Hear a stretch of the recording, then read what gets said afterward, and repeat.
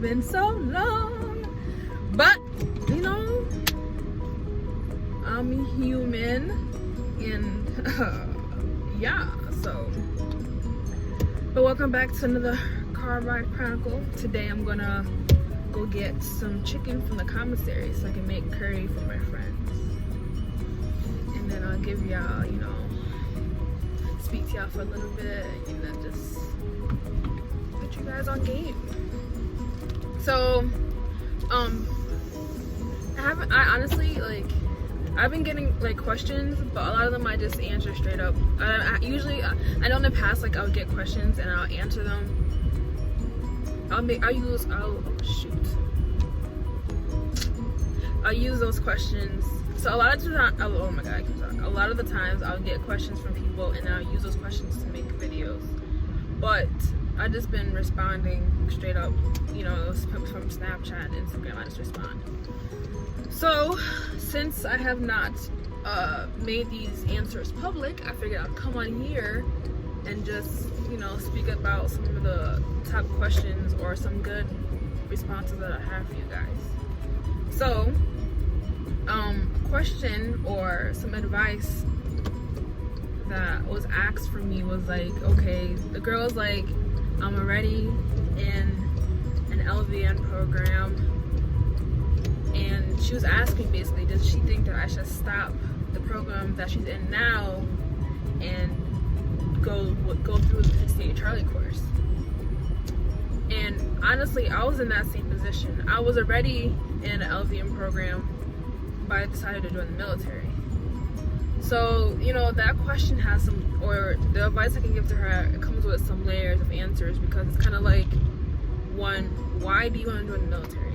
You know, it's kind of like, you have to understand, like, yeah, getting a license for free through the military is cool, but there's some things that you got to do. Like, you have to go to basic training, which sucks.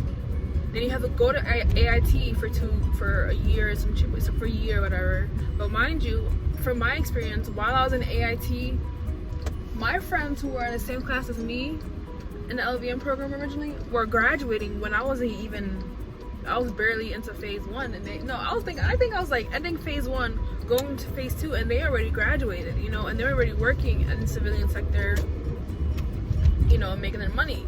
But granted, the thing that's good about, you know, training in the military as an LVN is the fact that you work on an armaments level. So the skills that you learn in the military, you will not learn on the civilian side as an LVN. You're basically like passing out pills in the elderly. Because I know a lot of times, I know the hospital is getting rid of LVNs in the civilian sector, but here in the military, when you work in a hospital, you basically do everything an RN can do, but you just can't push IV meds. That's the only difference between LVN and RN in the military. Secondly, it's kind of like, you know, like, do you want to kind of sort of give away your freedom of choice? Because I'm not saying like you don't have no freedom in the military, which at the end of the day, if they say jump, you gotta say how high. You signed a contract. Not only do you sign a contract, but the contract to be a 6A Charlie is 6 years, because the first 2 years of your contract you're in training. From basic to graduation of AIT, that's about 2 years you're in training. So it's kind of like, do you honestly want to spend 6 years being told what to do, or do you want to stay on the civilian side and do what you want to do, blah blah blah? But granted, if you do have an LVN license before you join the military, you don't have to go through the phase 1 and phase 2 trainings, but you still got to do basic training. So I think as I was graduating nursing school within the Army, they stopped requiring people who already have licenses to go through the whole phase 1, phase 2 training. They didn't require that no more. They just made them do basic training, and then they placed them into hospitals or whatnot. I think that's what's happening, because I started to see that as I was leaving phase 2. And then so that was a great topic to talk about. It's kind of like, you really have to like pick and choose. Like you have to like outweigh the goods and the bads of joining the military when it comes to nursing. And even if you but what I honestly suggest though, I would suggest doing the LVN, maybe coming in as I would probably do reserved, and then that way you can have like the benefits of the GI Bill. If you want to go from the LVN to RN, you have benefits of health insurance, dental at a cheaper price than you would pay in the civilian sector, and you only have to do military stuff once a month. And honestly, based on a unit, it could be not as high speed or as military. You know what I'm trying to say. So every unit is different. I'm sorry, my camera's shaking because the road is bumpy. But yeah, so if I could do it all over again, my advice to that would be, because honestly, oh my god, I never intended to sign an active duty contract. My original contract said reserved, and I was like, you know what, whatever, let's just go all out. I was like rambunctious, like, no, I'm ready to change up my life, I'm going active duty. I mean, I appreciate what I got from being active duty. I appreciate it. I'm not like, oh, I hate my life. No. I mean, I'm not having the best time of my life, but being separated from distractions and like and taking myself out of my comfort zone. Wow, can I talk, please? Maybe not. Maybe so. I don't know. I mean, I learned, I grew, and I'm stronger. So I appreciate that from the military, and I have education at my hands for free. But yeah. So overall, sorry, I'm just talking. Overall, if I were you guys, or if I was myself when I first got my contract, I would stay reserved and oh shoot, but if you're reserved, I don't think you get a GI Bill. I don't know how that works.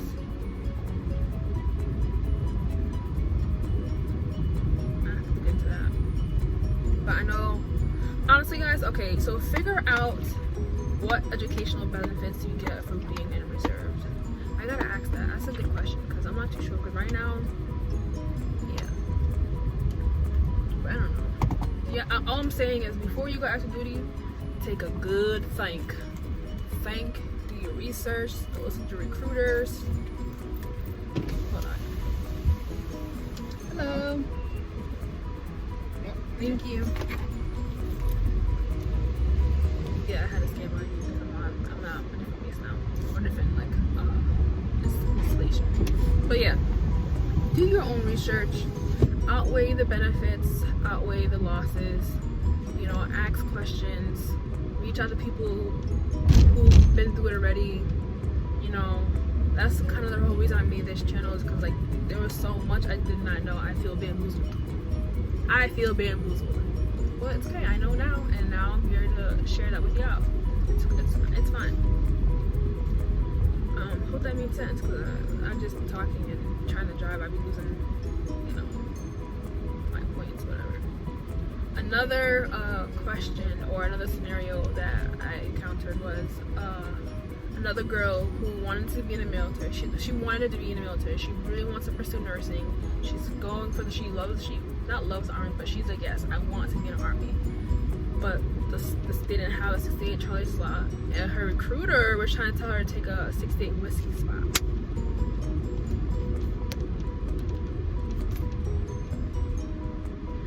Don't settle for an MOS. Do not settle. I do not care what your recruiter says. Don't settle. If you are into nursing, if you want to be a nurse, if you want to be in the healthcare field, and they tell you, oh, we have 68 whiskey, they're playing you. They are playing you. A 68 whiskey and a Charlie are not the same. It's not the same. You don't get anything from 68 whiskey. You don't get a license being a medic. Do not settle for an MOS. Thankfully, she waited and she was able to get the 68 Charlie slot. And she found me and she was like, I watched your YouTube, but I need some advice.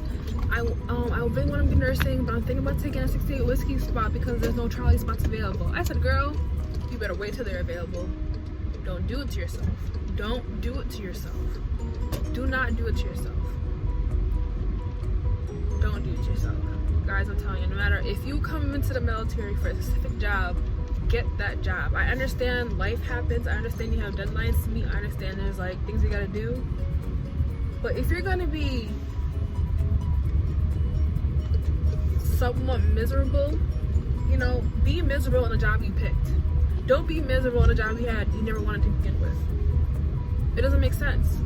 Like, if you wanted to do retail, but you didn't get a job, so you settled for McDonald's, but you're miserable at McDonald's, why would you not just apply for another job in a different retail store? Why be miserable at Denny's or McDonald's when you can be happy at Marshall's because you're into fashion and whatnot? You know, like, don't settle. Like, life is too short.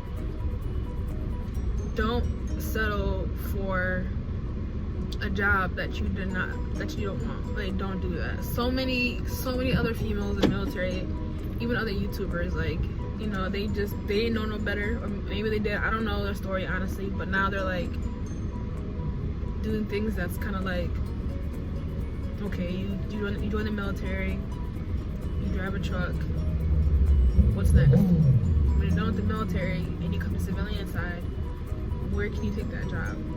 Always think, it's like you have to be forward thinking, and I'm reading this book right now that kind of like says that forward thinking isn't that bad, isn't a good trait. It's not good to do. I can't quote right now because I can't really think about exactly what they're saying, what they said in the book, but I would say just forward think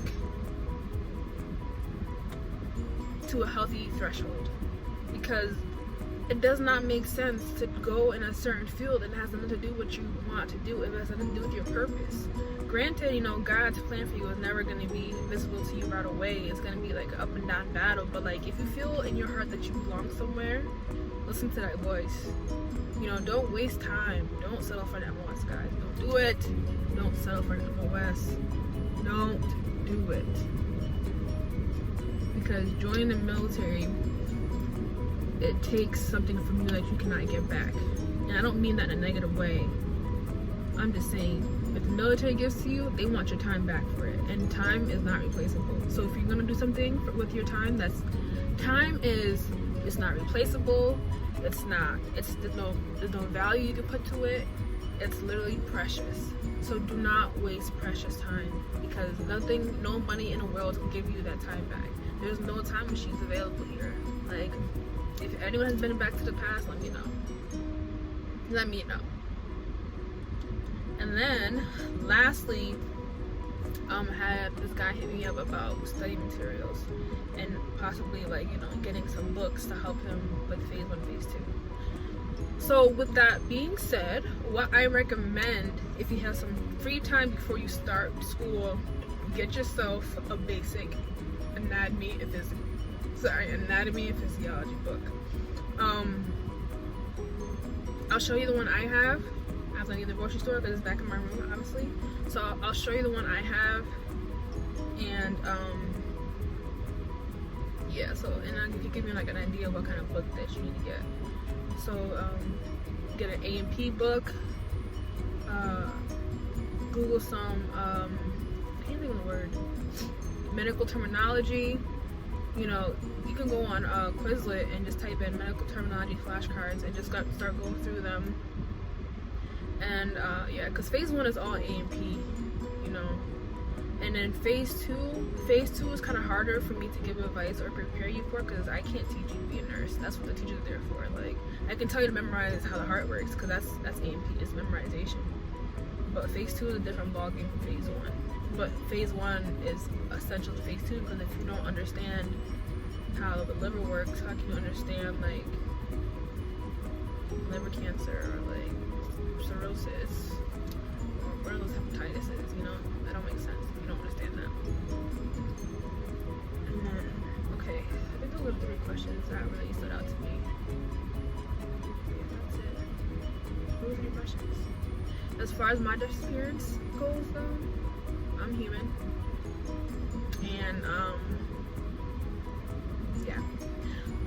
just a little continuation of this update. I've been in Germany for over a year now. May 16th made my 1 year mark, and I leave May 16th, 2021. I am excited to get the heck out of her. Yeah, I'm ready to go. I'm ready to go. Like, baby girl. Yeah, I've been watching a lot of these films too, so I'm ready to get out of here. So ready.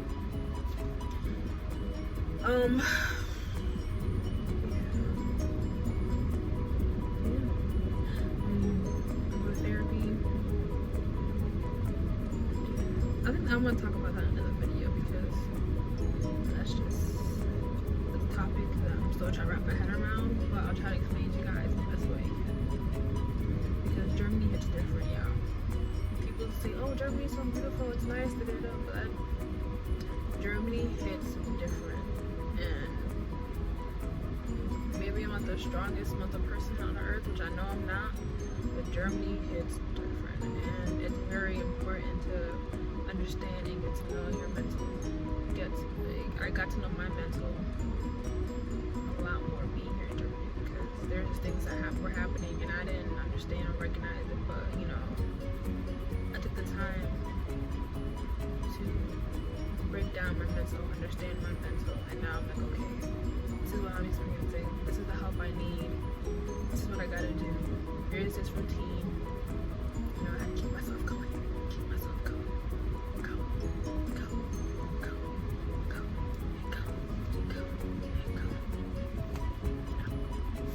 So I'm gonna go to the grocery store, get some chicken, and then next time you will see me with me back in the barracks, and then I'll show you guys the AP book that I recommend. Be back. This talks about everything you need to know for phase 1. You need a book like this that just goes over everything. Everything.